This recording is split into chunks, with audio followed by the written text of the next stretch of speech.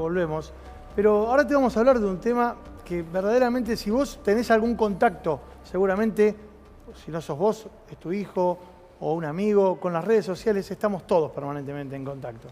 El tema es cuando las redes sociales comienzan a interferir de manera nociva, de manera perniciosa, pero también de manera fraudulenta. Cuando se crean personajes falsos, ficticios. En las redes sociales tienen nombres.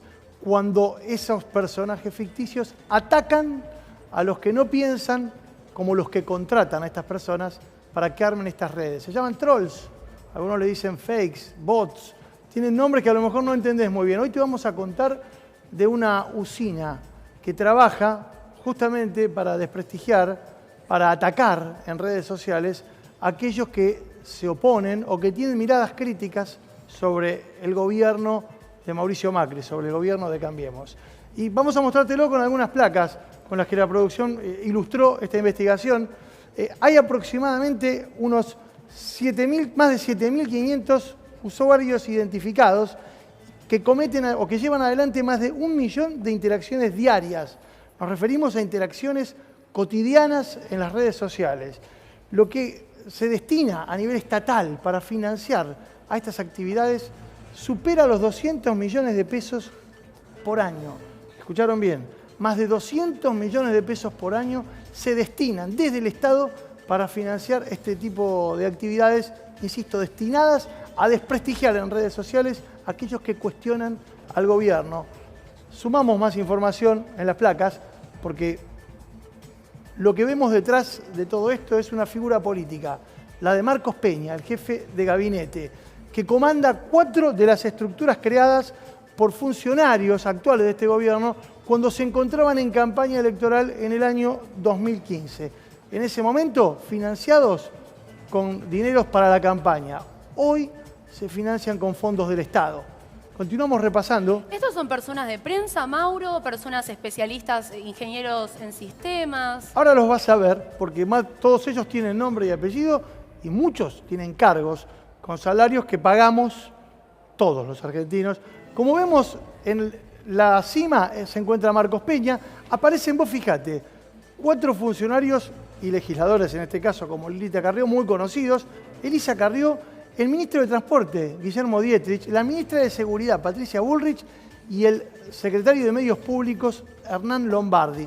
Estas son las 4 estructuras que controlan Marcos Peña, y ahora vamos a ver quién, Guillermo Riera, el jefe del Troll Center, así le llaman en la jerga cotidianamente.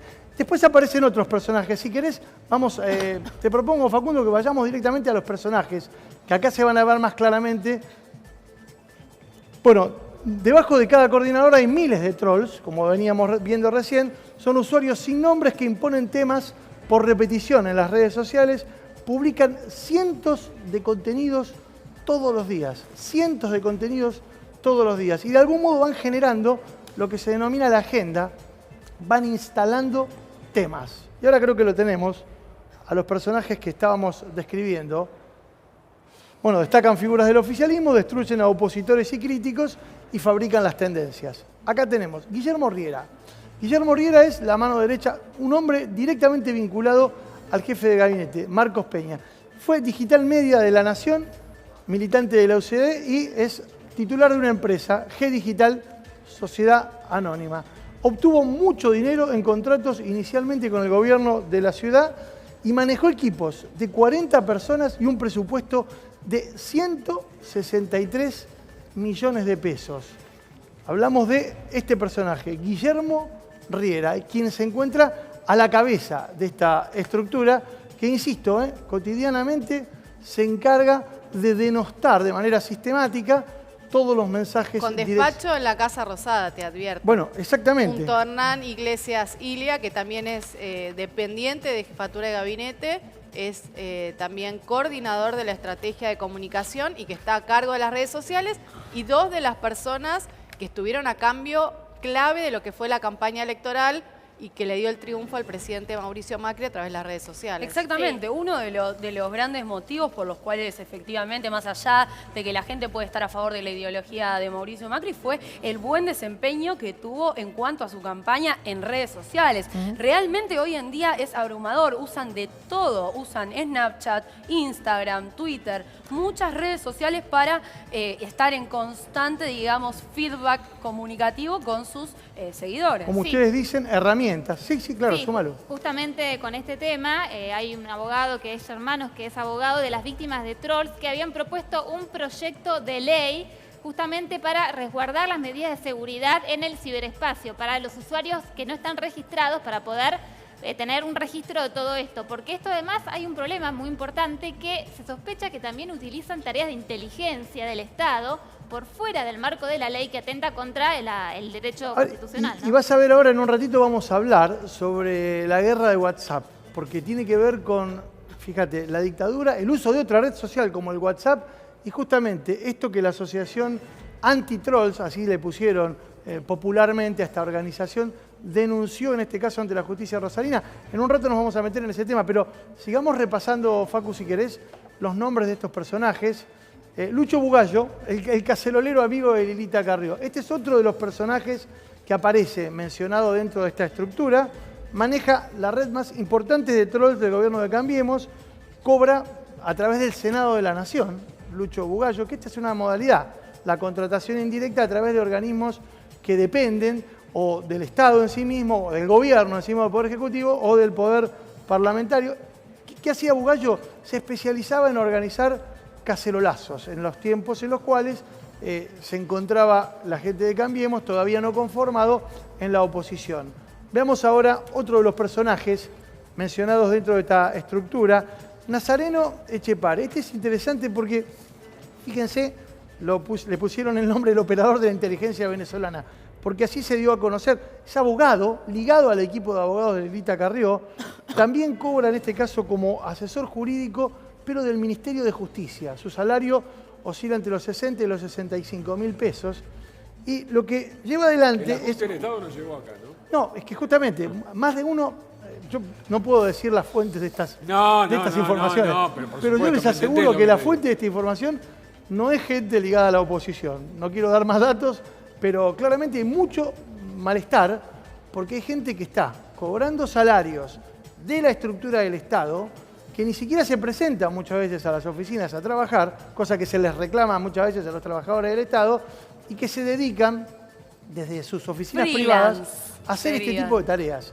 Que además... Changas. Sí, son changas, sí. Changas que violan la ley y que lo que persiguen es atacar a opositores. Vemos uno más, y este también es interesante porque este es un hombre que se dedicaba a imitar famosos. Se llama Octavio Paulice.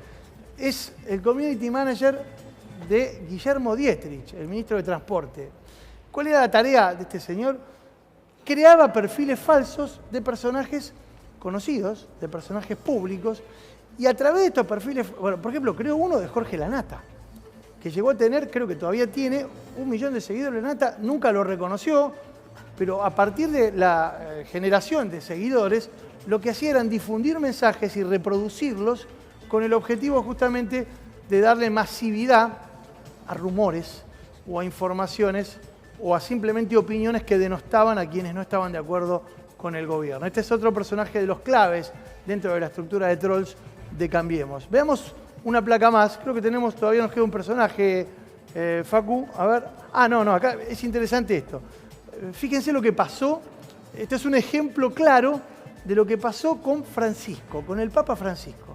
¿De qué manera los personajes involucrados en esta trama que acabamos de describir, casi una estructura de Estado paralela, casi una suerte de oficina de inteligencia paralela, lo que hizo fue, en la medida en que el discurso del Papa se fue perfilando de manera más crítica hacia las políticas sociales del gobierno, cómo empezaron, a partir de perfiles creados al respecto, justamente con la intención de denostar la imagen del Papa Francisco, como un goteo, ¿no? A tirar críticas y a empezar justamente... Y eso que dijo Gran Barba, que el Papa no mide, ¿no? Bueno, es que da toda la impresión que en determinado momento el Papa comenzó con sus apreciaciones a jugar en la política interna con las recepciones en el Vaticano de personajes ligados al mundo de la política y de la dirigencia sindical, empezó a jugar dentro de la estructura que en este caso tiene el gobierno de Mauricio Macri. Pero les decía recién, un tema interesante es contar cómo, además de este tipo de prácticas, también llevaron adelante tareas de inteligencia y esto es tremendo, crearon grupos de WhatsApp para incluir a personajes ligados al mundo de la política, de los derechos humanos, y esto es lo que investiga la justicia en la ciudad de Rosario, en la provincia de Santa Fe.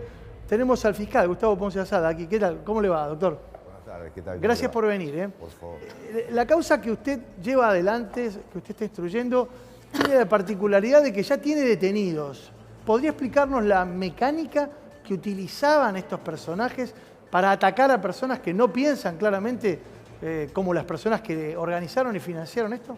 Así es, nosotros recibimos en el mes de marzo 12 denuncias, o sea, 12 personas que fueron a denunciar un hecho, puntualmente en proximidades a la efeméride del Día de la Memoria por la Verdad y la Justicia, todo el 24 de marzo, y lo que puntualmente denunciaron fue que a través de grupos de WhatsApp, mediante la inclusión coactiva, se proferían distintos tipos de amenazas por parte de grupos pro impunidad o pro dictadura, con nombres muy sugestivos, como por ejemplo muerte a Milagro Sala, Citeli vive, en relación a un sacerdote que fue procesado por los tribunales federales de Rosario como colaboracionista. A ver, quiero entender. Sí. Tomaban los teléfonos de estos militantes de organismos de derechos humanos, luchadores sociales, armaban un grupo que podía tener ¿cuántas personas, por ejemplo?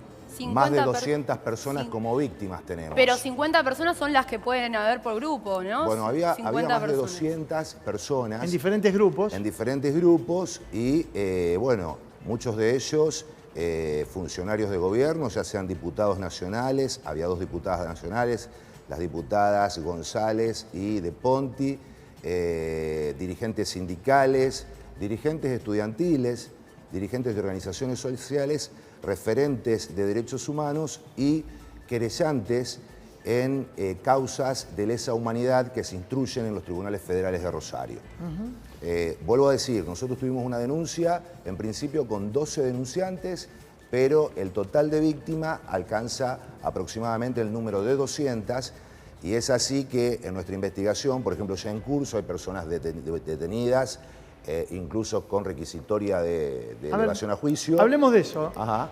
Sí, no, quería consultar de eso. Decías, ¿quiénes son los detenidos hasta el momento en la causa y quién inicia la denuncia? ¿Cómo se inicia esta denuncia y se empieza la investigación? La denuncia se inició, reitero, con la presentación ante sede fiscal de 12 personas que denunciaban que eran incluidas compulsivamente en distintos grupos de WhatsApp con nombres muy sugestivos y con fotos de grupo también, por ejemplo, con la imagen de un presidente ilegítimo de Argentina, un presidente de facto, Videla, etcétera, y denunciaban precisamente que les proferían ciertos mensajes como les queda poco tiempo en libertad, disfruten sus últimos días libres, iremos por ustedes. Después me va a etcétera. contar, doctor, en un ratito quiénes están detenidos, porque hay un integrante de la Policía Federal detenido actualmente. Así es. En un ratito nos lo cuenta.